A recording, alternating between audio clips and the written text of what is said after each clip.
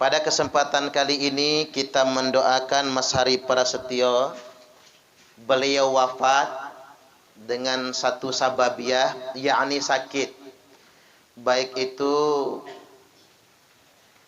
pengerutan atau pengecilan ginjal maupun penyakit corona atau virus corona. Yang jelas begini, beliau lama mengalami penderitaan sakit ginjal hingga cuci darah, dan itu menjadi asbab semoga beliau wafat kemarin diwafatkan tanpa dosa sama sekali. Karena begini Pak, orang yang sakit kemudian sampai wafat meninggal dunia, sakitnya tidak sembuh, maka dia dimatikan dalam keadaan tanpa dosa sama sekali. Karena sakit itu kafarat, penghapus dosa. Ma mim musibatin tusibul muslim. Tidak ada satupun musibah yang menimpa seorang muslim illa kafarallahu biha anhu, kecuali dipastikan dengan musibah itu Allah menghapuskan semua dosa-dosanya, walaupun cuman duri yang menusuk telapak kaki. Jangankan sakit yang panjang, sebetulnya sakit yang dalam waktu yang sangat lama. Kita ini Pak, pening pala saja menghapuskan dosa 40 hari 40 malam. Makanya bapak-bapak ini kalau bisa tiap 40 hari pening pala. Antem aja mah bodrek Pak. Terutama tanggal tua pening pala. Tanggal tua berikutnya pening lagi palanya. Itu saja menghapuskan dosa. Apalagi sakit yang parah, apalagi dikarenakan wabah. Sekali lagi, wafatnya beliau adalah ajal, takdir dari Allah Subhanahu wa taala. Sedangkan sakit cuman lantaran, sekaligus juga mudah-mudahan jadi sebab Allah menghapuskan segala kesalahan beliau. Allahumma amin, amin ya rabbal alamin. Nah, tinggal Bapak Ibu tugas kita yang masih hidup, yakni membantu mendoakan orang yang wafat meninggal dunia. Ada hadis yang diriwayatkan dari Umar bin Khattab radhiyallahu an, bahwasanya Nabi sallallahu alaihi wasallam telah bersabda, ad-du'a'u was-shadaqatu hadiyah ilal mauta. Doa dan sedekah itu adalah hadiah. Hadiah terbaik untuk orang yang sudah mati. Jadi hadiah buat orang yang sudah mati itu bukan harta berlimpah, tetapi doa dan sedekah. Ini saya perlu klarifikasi. Kadang-kadang kita ini ikut budaya modern. Kalau ada orang mati, kita pesan bunga papan, bejejer bunga papan. Sebetulnya bunga papan itu enggak ngaruh sama orang mati. Betul enggak kira-kira Pak? Enggak ngaruh enggak? Ya, kalau buat sege-segean jadilah. Tapi kalau buat yang hidup yang ngaruh lah ucapan turut berduka cita itu. Tapi kalau buat orang yang mati enggak ngaruh. Termasuk mohon maaf Pak, kita berdoa di grup WhatsApp. Kalau kita berdoa di grup WhatsApp itu enggak ngaruh, karena doa yang benar itu harus diucapkan. Apalagi kadang-kadang bikin status di Facebook, ya Allah, muliakanlah bapakku. Dia adalah pahlawan dalam hidupku. Tidak ada yang bisa menggantikan jasa-jasanya. Itu malaikatnya ketawa semua itu Pak. Karena ngapa di Facebook? Selamat hari ayah, wahai ayah, tidak terganti jasa-jasamu. Yang benar Pak, kalau mau ngomong begitu jangan di Facebook. Yang benar tuh ngomong langsung sama bapaknya. Apa kata bapaknya? Nak, jangan kebanyakan cangkem kamu. Beliin bapak 1 pak ji samsu kata dia. Baru lu anak berbakti sama bapak. Artinya kita ini yang konkret-konkret, jangan salah. Termasuk kadang-kadang kita ini Pak bikin kijing. Kijing itu nggak ngaruh buat orang mati. Walaupun kijingnya mahal. Kita pesan marmer dari Spanyol, harganya saja 20 miliar. Yang bawa Ronaldo sama Messi. Nah, yang bawanya ini yang mahal Pak. Kita pasang di kubur, nggak ngaruh buat orang mati. Cuman saya ditanya, Ustadz boleh nggak kalau kubur dipasang kijing? Boleh. Kubur itu dikijing boleh Pak, nggak haram. Wong makom Nabi dikijing, makom Abu Bakar dikijing, makom Umar dikijing, tapi kalau dimakamkan di tanah kita sendiri. Kalau dimakamkan di TPU, tempat pemakaman umum, harus izin kepada pihak berwenang. Makanya kita ini payah Pak, suge-suge, tanah lebar, tapi nggak punya tanah kuburan. Ketiban mati minta dimakamkan di TPU. Ngijingnya tinggi-tinggi banget lagi Pak ngijingnya. Dibongkar orang marah. Kan bukan tanah dia, itu tanah wakaf. Makanya buat yang kaya-kaya yang hadir malam ini, beli tanah kuburan. Biar bisa nguburin keluarganya sendiri. Mau dikijing jedut langit silahkan. Uang duit-duit dia. Tapi kalau di TPU jangan. Nah, ini penting saya luruskan. Jadi saya bukan mengharamkan kijingnya, bukan mengharamkan papan bunga, bukan.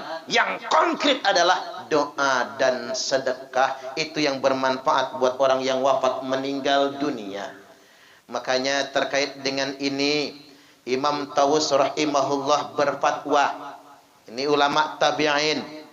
Saya tidak mau menyandarkannya kepada Nabi, takut ini hadisnya posisinya terputus nantinya. Tapi hadis yang diriwayatkan dari Imam Tawus itu sahih semua. Beliau ini ulama, bukan tabi'in biasa. Beliau berkata, innal mauta yuftanuna fi kuburihim sab'an. Sesungguhnya orang mati diinterogasi di kuburnya paling singkat 7 hari 7 malam. Fakanu yastahibbuna ayyut'ama anhum tilka ayyam. Maka disunnahkan bagi keluarga yang ditinggalkan agar selama 7 hari 7 malam itu sedekah makanan. Karena sedekah makanan tersebut sangat bermanfaat untuk menolong yang wafat meninggal dunia. Makanya dalam durasi 7 hari awal setelah pemakaman kita punya kebiasaan bersedekah. Karena sedekah itu sangat manfaat buat yang wafat meninggal dunia. Dari dua keterangan ini kemudian, dari hadis yang diriwayatkan dari Umar tadi, Umar kemudian berkomentar. Apa kata Umar? As-shadaqatu ba'da dafni. Sedekah yang dikeluarkan setelah penguburan, kekal pahala dan manfaatnya buat ahli kubur sampai 3 hari. Sedekah pada hari ketiga, manfaatnya kekal untuk ahli kubur sampai 7 hari. Sedekah pada hari ketujuh, bermanfaat buat ahli kubur sampai 25 hari. Nah, makanya kalau bisa di Mekarsari ini Pak, kita bikin selawean. Ya, hitung-hitung nambah proyek lah. Kejauhan dari 7 ke 40 itu. Selawean. Sedekah pada hari ke-25, bertahan pahalanya sampai 40 hari. Sedekah pada hari ke-40, bertahan pahalanya buat ahli kubur sampai 100 hari. Sedekah pada hari ke-100 bermanfaat sampai 1 tahun. Ini kan malam ke-100 nih. Akan bertahan sampai 1 tahun. Sedekah pada 1 tahun akan bertahan sampai 1000 hari. Ini dikutip oleh Al-Imam Jalaluddin As-Suyuti dalam kitab Al-Hawilil Fatawi di juz yang kedua halaman 198. Ini perlu saya konkretkan Pak. Belakangan orang belaga benar membid'ah-bid'ahkan ini. Dia katakan ini amalan agama lain. Siapa bilang amalan agama lain? Ini jelas itu. Imam Suyuti itu ulama terkemuka itu. Bisa dirujuk, bisa digali oleh kita semua. Nah, sekarang saya masuk ke hadisnya dulu ini. Diriwayatkan dari Aisyah Ummul Mukminin radhiyallahu anha, anna rajulan atan nabiyya sallallahu alaihi wasallam. Ada seorang laki-laki mendatangi Nabi. Lalu dia berkata, "Ya Rasulullah, inna ummi matat." Wahai Rasulullah, sesungguhnya ibuku mati. Waduh, orang Arab itu ya Pak. Kalau ngomong mati ya mati. Kalau kita ini dialus. Kalau raja mangkat. Kalau ulama wafat. Kalau orang biasa meninggal dunia. Kalau ketumbur mobil tewas. Kalau ahli maksiat lagi mabok, minum kebanyakan, overdosis, mati, bongkok, diobong nang neraka katanya Pak. Utega omongan bapak-bapak itu. Tapi kalau orang Arab itu satu Pak, mati ya mati. Atau bahasa yang lainnya, uftulitat nafsaha, ibuku meninggal dunia kemarin sebelum mati ya Rasul. Walam tus, tidak ada pesannya, nggak ada wasiatnya, nggak ada omongannya. Pokoknya meninggal saja. Wa adzunnuha law takallamat tasaddaqat. Tapi aku punya pikiran ya Rasul, seandainya ibuku masih bisa ngomong, mungkin dia ingin sedekah. Ya juga ya Pak.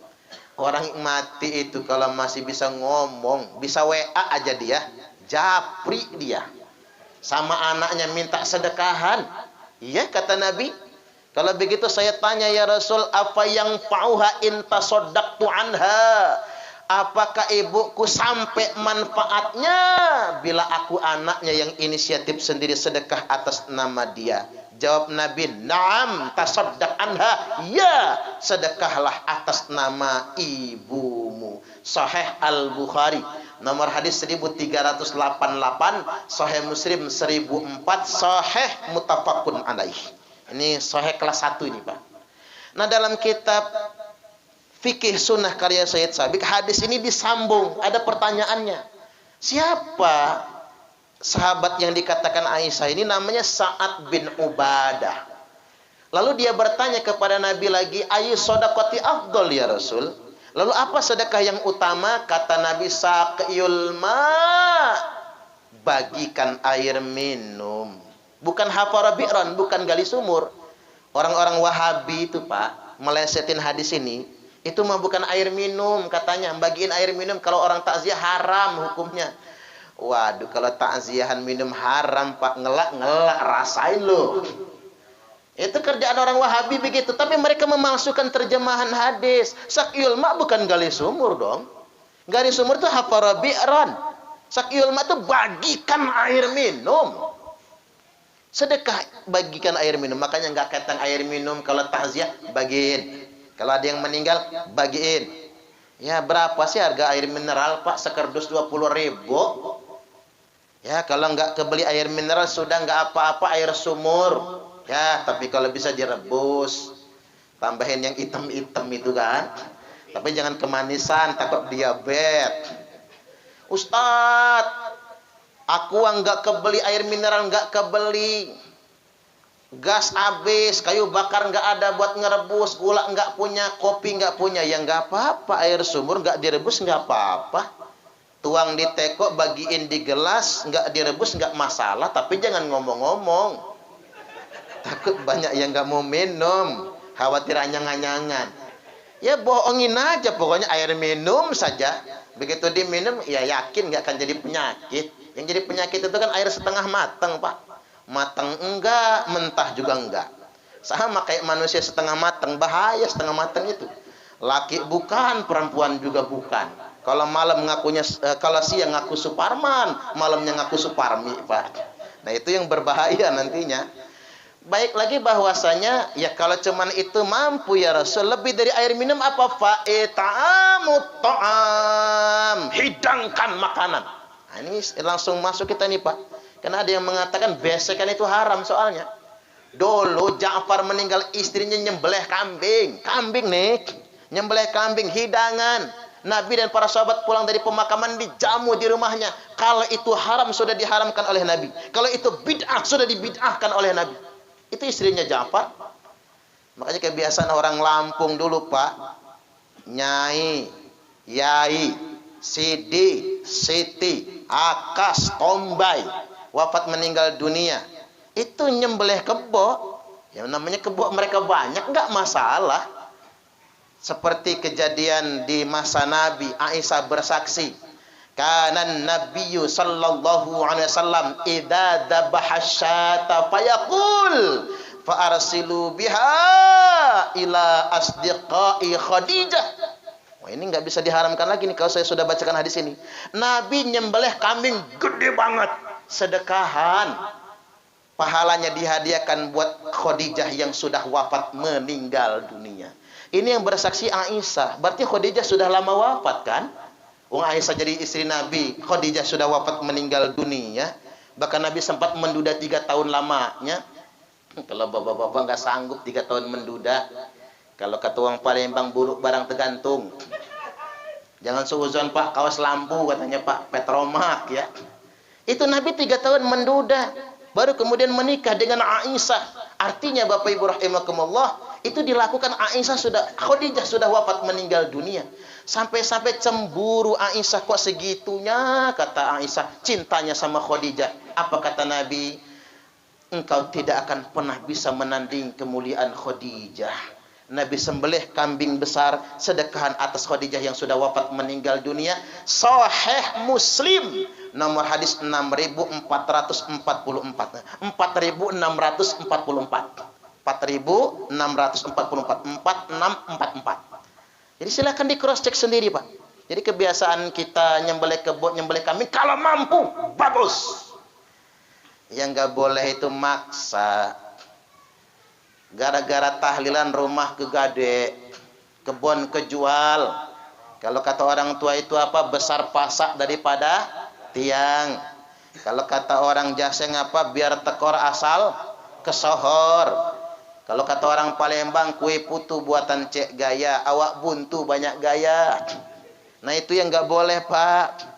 Lagi pula begini, kalau orang nggak mampu ya nggak apa-apa, air minum jadilah Ustadz.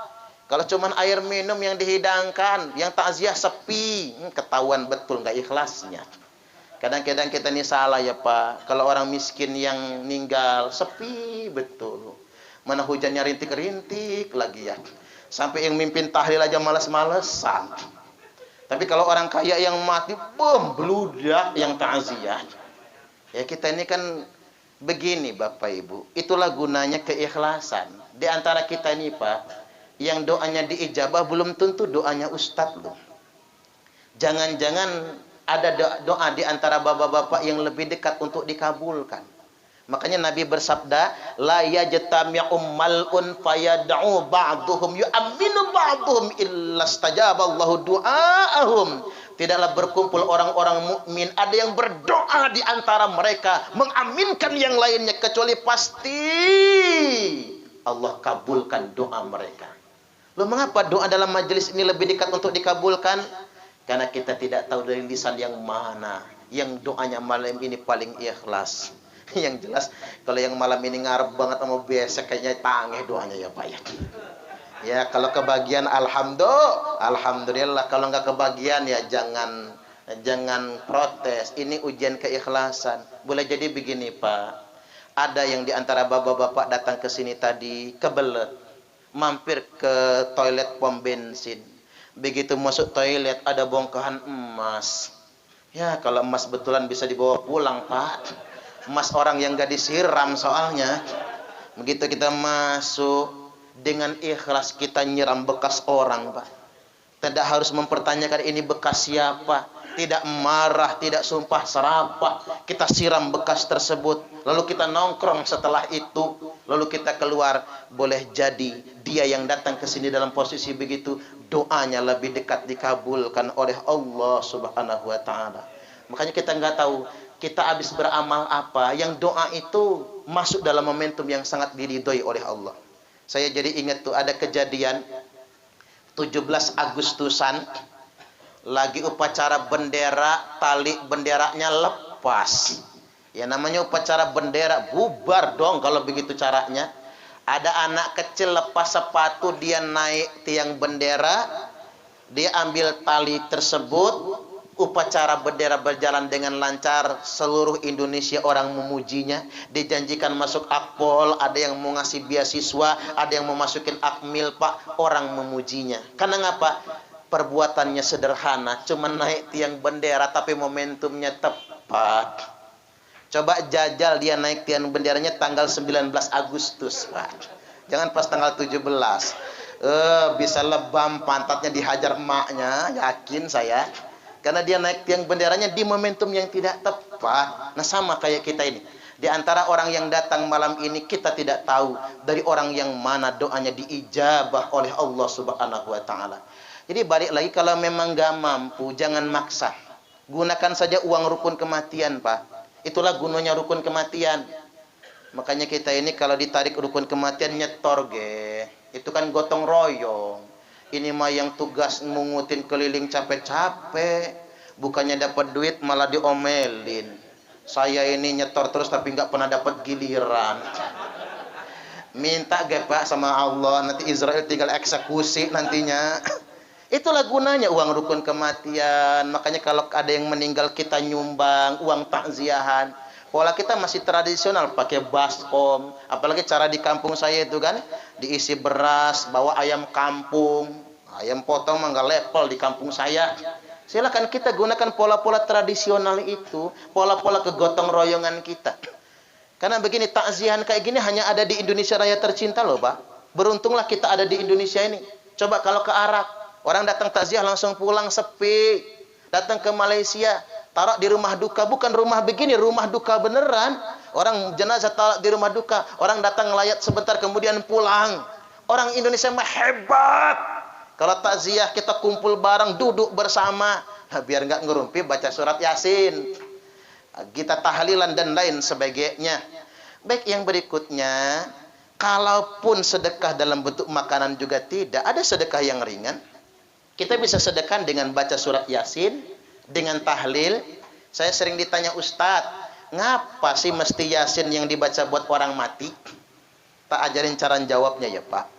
Baca Yasin buat orang mati ini bukan perintah kiai, bukan perintah ustadz, tapi perintah Nabiullah Muhammad sallallahu alaihi wasallam. Jadi kalau orang ngebantah, dia bantah Nabi. Kalau dia membid'ahkan baca Yasin buat orang mati, dia bid'ahkan Nabi. Bagaimana sabda Nabi? Iqra'u Yasin ala mautakum. Bacakan Yasin atas yang mati di antara kalian semua. Ibnu Majah nomor hadis 1448, Abu Daud 3121, Musnad Imam Ahmad 19427, dan disahihkan dalam kitab Sahih Ibnu Hibban oleh Al-Hafidz Ibnu Hibban. Ini ulama hadis loh yang mensahihkan. Teman-teman kita yang ngomong baca Yasin itu bid'ah Pak, dia mendoibkan hadisnya. Siapa yang mereka rujuk? Syekh Al-Albani. Al-Albani itu bukan ulama, bukan ahli hadis, bukan ahli fikih, bukan. Syekh Al-Albani itu baru meninggal tahun 1999. Belajar saja tanpa guru. Tukang jam sebenarnya beliau itu. Ya kalau dibandingin saya pintaran Syekh Al-Albani, cuma saya heran kok bisa orang zaman sekarang. Coba bapak-bapak cek di media sosial, searching di Google. Orang dikit-dikit ngomong apa? Disahihkan Syekh Al-Albani, didoibkan oleh Syekh Al-Albani. Hebat amat orang ya Pak. Orang lahir di abad 21 bisa mengoreksi fatwa yang sudah 14 abad lamanya. Nggak laku lagi Imam Syafi'i, nggak laku lagi Imam Hanafi, Imam Malik, Imam Hambali, bahkan nggak kepake Imam Bukhari Muslim gara-gara Syekh Al-Albani. Ya nggak usah jauh-jauh lah. Kalau bandingin saya mah paling seujung kuku dibandingkan beliau. Tapi beliau bandingkan sama Imam Syafi'i, Imam Asy-Syafi'i, bandingkan, nggak usah Imam Syafi'i lah, Hadratus Syekh Kiai Haji Hasyim Asy'ari. Al-Albani tahun 1999, sejaman sama kita Pak. Meninggal dunianya Bapak Ibu, sejaman sama kita. Kiai Haji Hasyim Asy'ari gelarnya Hadratus Syekh. Jadi jaraknya saja satu abatan dengan Kiai Haji Hasyim Asy'ari. Mengapa gelar beliau Hadratus Syekh? Jelas hafal Quran 30 juz. Kiai Haji Hasyim Asy'ari itu hafal Sahih Bukhari, Sahih Muslim, Sunan At-Tirmidzi, Sunan An-Nasa'i, Sunan Ibnu Majah, Sunan Abi Daud. 6 kitab induk. Kalau kita ini apalnya Sunan Bonang, Sunan Kudus, Sunan Kalijogo, itu doang apalnya. Jadi penting bagi kita semua untuk memahami bahwasanya jangan mudah membid'ahkan. Oke, begini caranya. Yang nggak yakin baca Yasin buat orang mati nyampe, ya jangan yasinan, nggak apa-apa kok. Oh, nggak wajib ini, betul nggak kira-kira? Tapi jangan menyalahkan kami yang yasinan, nggak usah membid'ahkan kami. Mengapa saya ngomong begini Pak? Karena kita ini dibid'ah-bid'ahkan. Ujung-ujungnya ngomong apa dia? Kullu bid'atin dolalah. Tiap-tiap bid'ah sesat. Nah, ujung-ujungnya neraka kita gara-gara baca Yasin ini. Seenaknya saja. Jalan saja masing-masing. Yang mau baca Yasin jojong yasinan, yang nggak mau baca Yasin jojong jangan yasinan. Masing-masing. Asal jangan saling menyalahkan, jangan membid'ahkan. Ya kayak kita hidup bertetangga, urusi rumah tangga kita sendiri, jangan ngopeni rumah tangga orang. Setuju nggak kira-kira? Makanya muncul pepatah orang pasaran, laki-laki yang rajin mencium istrinya relatif lebih panjang umur dibandingkan dengan laki-laki yang mencium istri tetangganya. Enggak setuju enggak kira-kira Pak? Oh, dibacok orang kita jangan macam-macam. Ya hidup beragama itu begitu. Nah Yasin yang 83 ayat masih kepanjangan, Al-Fatihah jadilah. Kan ada nasnya. Al-Fatihatu lima quri'at selahu. Al-Fatihah tergantung niat yang membaca. Al-Fatihah dibacakan buat orang sakit, bagus. Dibacakan buat orang mati, doa dia. Al-Fatihah dibacakan buat yang sedang safar, bagus. Al-Fatihah dibacakan buat anak kita yang sedang merantau jauh, bagus. Al-Fatihah dibacakan buat hidung belang mata keranjang, bagus. Ibu-ibu pengajian Al-Ihsan saya ajarin, Bu, dengerin kata saya. Kalau punya laki hidung belang, rajin-rajin bacakan Fatihah, hilang belang di hidungnya. Enggak kan keranjangan lagi matanya. Termasuk Al-Fatihah Pak dibacakan buat bini yang mulutnya cerewet kelewat, bagus. Makanya bapak-bapak ini kalau punya bini cerewet, ngomel aja di dapur, dekatin jidatnya itu Al-Fatihah. Langsung mingkem mulutnya. Kalau enggak mulutnya yang mingkem, kita digebuk pakai sapu sama dia. Kan dalam tafsir Ibnu Katsir ada hadis Sahih Muslim. Tafsir terhadap surah Al-Fatihah. Ketika membahas fadilah surah Al-Fatihah, Syekh Al-Hafidz Ibnu Katsir mengutip hadis Sahih Muslim. Apa bunyi hadisnya? Afdhalud dzikri la ilaha illallah wa afdhalud du'a alhamdulillah. Sebaik-baiknya zikir adalah la ilaha illallah dan seutama-utamanya doa adalah alhamdulillah. Kata Syekh Ibnu Katsir, alhamdulillah ini adalah nama dari surah Al-Fatihah. Jadi bahasa kitanya begini Pak, seutama-utamanya zikir adalah la ilaha illallah dan sebaik-baiknya doa adalah Al-Fatihah. Makanya malas kita doa yang panjang, bacakan Al-Fatihah jadilah. Nah, kalau Al-Fatihah juga masih kepanjangan, mampus saja sekalian. Emang gak niat ngedoain orang tua. Ingat Bapak Ibu, kalau ziarah kubur, ini ziarah kubur cuman bawa arit membabat rumput. Fatihah aja nggak dibaca sama dia. Habis membabat rumput, si mantu ziarah ke kubur mertua langsung pulang. Begitu pulang, mertua manggil dari dalam kubur, "Woi, mantu edan, gua nggak butuh arit lo." Yang dibutuhkan tuh doa, minimal Al-Fatihah. Makanya kata Imam Ahmad bin Hambal, kalau masuk ke perkuburan, idza dakhaltumul maqabir, kalau masuk ke perkuburan, minimal bacakanlah Al-Ikhlas 11 kali. Surah Al-Ikhlas Pak, surah Qul huwallahu ahad 11 kali, maka semua ahli kubur akan mengucapkan terima kasih kepada kita yang membacanya. Cuman nggak kedengeran ucapan terima kasihnya.